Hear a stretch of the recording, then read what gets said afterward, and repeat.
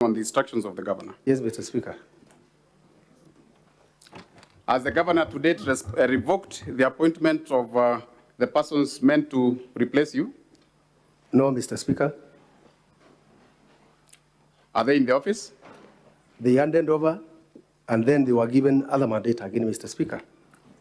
But their letters which appointed them to that office have not been revoked. Their letters have not been revoked. Are they within the establishment for the last 2 weeks that you've been in the office? Yes, Mr. Speaker. Now, the governor argues that he was ordered by the court to pay you salary. What's your opinion on that? What is your take on that?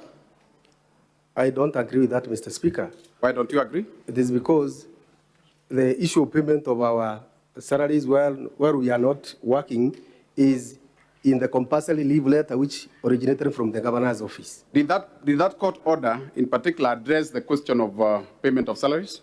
The court order addressed reinstatement and the revocation of appointment letters of those officers who are in and revocation of the capacity. letters. Yes, Mr. Speaker. I want to pen over that point. I will subject the witness, Honorable Speaker, to cross-examination.